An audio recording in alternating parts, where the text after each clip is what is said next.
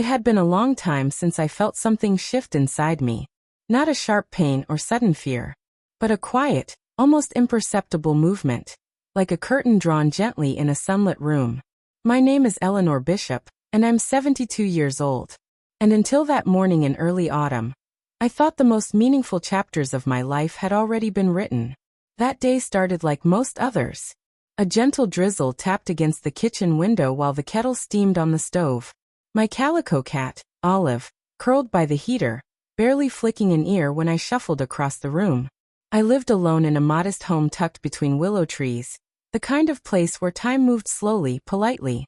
I wasn't lonely, or at least I told myself that. I had routines. Morning tea, crossword puzzles, tending the hydrangeas. But routine is a funny thing. It can feel like comfort, or it can feel like a cage. When the silence stirred again, it happened while I was dusting the old bookshelf, the one with faded photo frames and paperbacks I could recite by heart. I reached for the top shelf and noticed a thin layer of dust on a photo I hadn't looked at in years. It was me and my daughter, Caroline, back when I still dyed my hair and wore perfume every day. She had just graduated. I had just turned 50. The smile on my face in that photo didn't look like the one I wore now. It wasn't just age. It was something else, something deeper. That spark had gone missing. I sat down on the couch and stared at that photo, my fingers brushing the edge of the frame. I whispered out loud, "When did I stop seeing myself?" The next morning, I did something odd.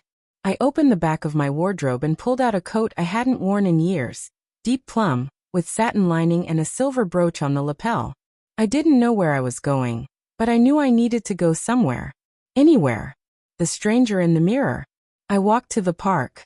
The one where Caroline used to feed ducks when she was little. The leaves had begun to change. Hues of amber and gold flurried around my boots. I saw a woman across the pond wearing a scarf I used to own in my 30s. A young girl skipped behind her. Their laughter rang out like wind chimes. I wondered if they saw me, if they noticed the older woman clutching her coat too tightly, lost in thoughts too heavy for words.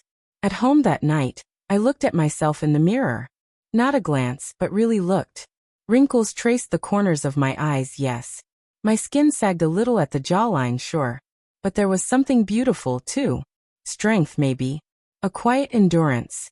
I whispered again, but this time, not to a photo. "You're still here." A new rhythm. Over the next few days, I began changing small things. I bought fresh lilies for the kitchen. I rearranged the furniture so the morning light would hit differently.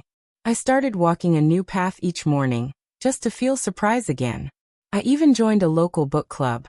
That's where I met Irene, another widow, 68 years old, with a fiery sense of humor and a laugh that made my shoulders drop. We didn't talk about the past, not at first. We talked about characters in novels, how some endings were unfair, how others left you wondering. "You know," Irene said one evening after our meeting, "you remind me of a woman who's just getting started." I smiled, brushing off the compliment.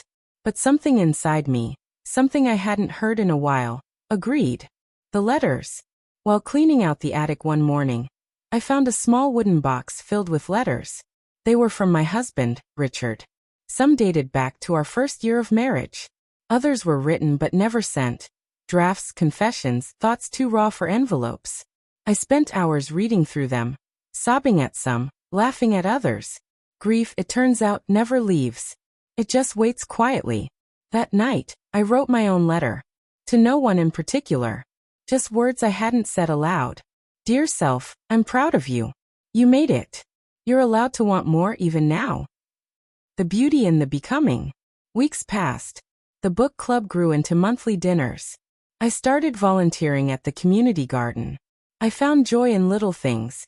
Planting sunflowers, repainting a chair, humming along to old jazz records. And then one afternoon, Irene and I took a trip to the coast. She snapped a photo of me on the pier. Hair dancing in the wind, eyes squinting at the sea. When she showed it to me, I didn't gasp at my wrinkles. I didn't frown at the age spots. I said softly, "She looks alive." The end that isn't. This story doesn't end with a grand romance or sudden twist. It ends, or rather, continues, with quiet mornings and louder laughter. With memories honored and new ones made. With a woman who realized her story wasn't over just because the world got quieter. I never thought I'd feel this way at 72. But I do. And it's enough. Sometimes, starting again doesn't mean changing everything. Sometimes it means finally seeing what's always been there.